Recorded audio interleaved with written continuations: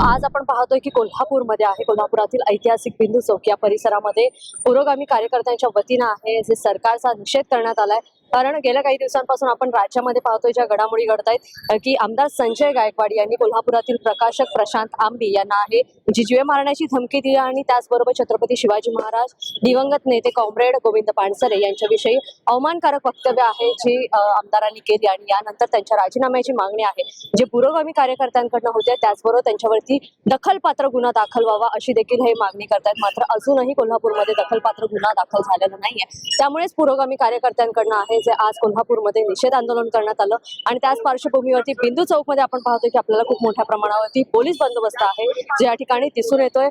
खरं तर या सगळ्याच कार्यकर्त्यांनी आहे जे या आंदोलनासाठी परवानगी मागितलेली पोलिसांकडून, मात्र ही परवानगी मागत असताना आहे जे पुतळा दहन करण्याची देखील परवानगी मागितलेली मुख्यमंत्री देवेंद्र फडणवीस यांचा पुतळा दहन करण्याची परवानगी यांनी मागितलेली, मात्र मुख्यमंत्री देवेंद्र फडणवीस यांचा पुतळा दहन करण्याची जी परवानगी होती ती पोलिसांनी दिलेली नव्हती। मात्र 2 वेळेला आहे जो कार्यकर्त्यांनी प्रतिकात्मक असा पुतळा या ठिकाणी आंदोलनस्थळी आणण्याचा प्रयत्न केला आणि त्यावेळेला पोलिसांकडून आहे जो पुतळा ताब्यामध्ये घेण्यात आला। त्यावेळेला पोलीस आणि कार्यकर्त्यांमध्ये झटापट झाल्याचं पाहायला मिळालं। नेमकं काय घडलेलं याविषयी सविस्तर आपण या रिपोर्टमध्ये पाहूया।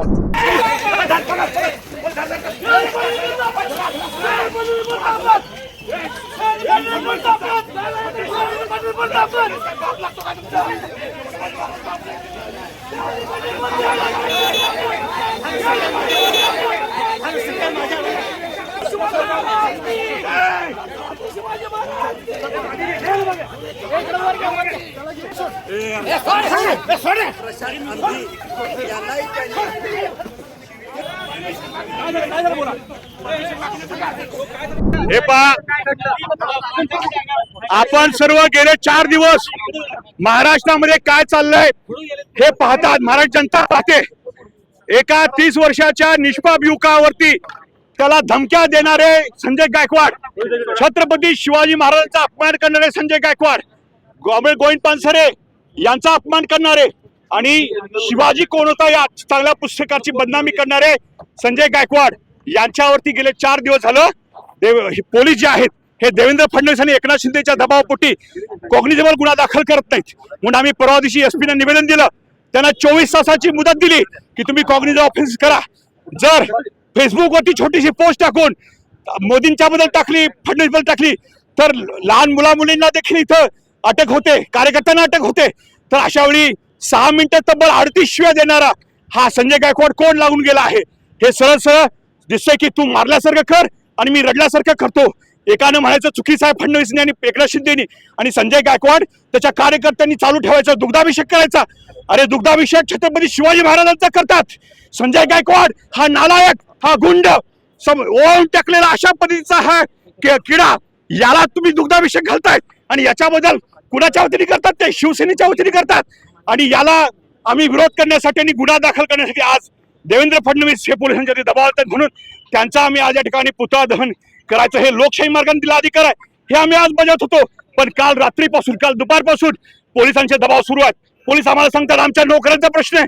पोलिसांना आम्हाला हे विचारायचं आहे की छत्रपती शिवाजी महाराजांचा या महाराष्ट्राचा अपमान झालेला चालतो का? आया बहिणींचा नारी शक्ती वंदन बिल आणतायत, आया बहिणींचा अपमान झालेला चालतो, फक्त देवाभाऊचा आणि एकनाथ शिंदेचा अपमान झालेला चालत नाहीये। पोलिसांची खरी जबाबदारी, पोलिस आमचे करदाते, आमच्या पैशातून पोलिसांचा पगार भागतोय। पोलीस हे आमचे नोकर आहेत, देवेंद्र फडणवीसचे नाही आहेत। आणि कार्यकर्ते ज्या तुम्ही बघता सगळे तरुण कार्यकर्ते आहेत, महिला आहेत, हे आज पुतळा जाण्याचा प्रयत्न करत असताना कशा रीतीने या ठिकाणी बळजबरी करतायत आणि पुतळा काढून ह्याचा प्रयत्न सुरू आहे। अजून देखील आम्हाला म्हणायचं आहे की देवाभाऊलाच फक्त मान सन्मान आहे का? शिवाजी महाराजांना मान सन्मान नाहीये का? अजून देखील वेळ गेलेली नाहीये। आम्ही उद्या बुलढाण्यामध्ये हजारोंच्या संख्येनं संजय गायकवाडला विचारण्यासाठी त्याच्या घरामध्ये तो म्हणतो घर में घुस के मारेंगे.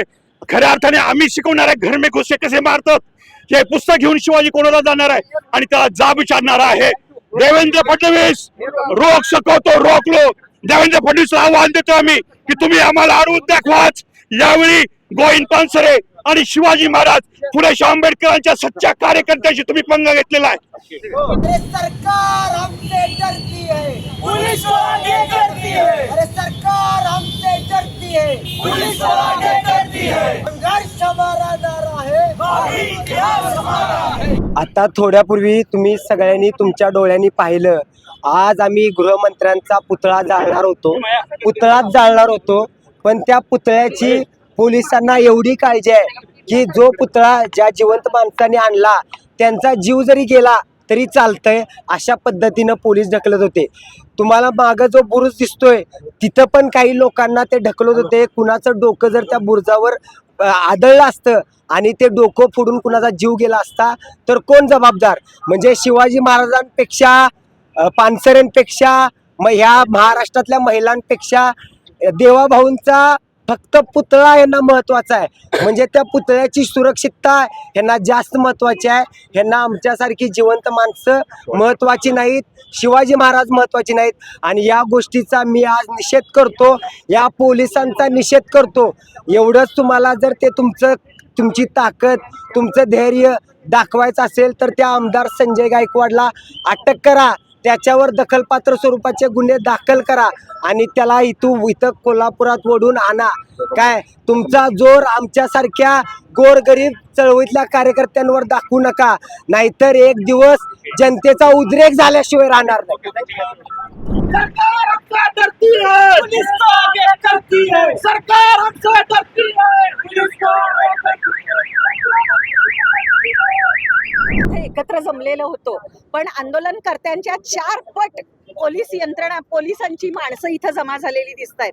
जेव्हा पुतळा जाळायचा प्रयत्न आंदोलनकर्ते करत होते तेव्हा आपण बघितलं की त्यांनी संपूर्ण बळाचा वापर केला. 4 जणांनी केवळ पुतळा आणला होता आणि 40 जणांनी त्याला एकत्र केलं. त्यांचं काय झालं असतं चुकून बळाचा वापर करताना एखाद्याचं डोकं फुटलं असतं, एखाद्याला अपघात झाला असता, पण त्याची त्यांना चिंता नाही. तर जे पुतळे आणलेले आहेत त्या पुतळ्याचं रक्षण करणं आपली जबाबदारी आहे. अशा अनुषंगानं पोलीस इथे यंत्रणा काम करताना दिसतीये.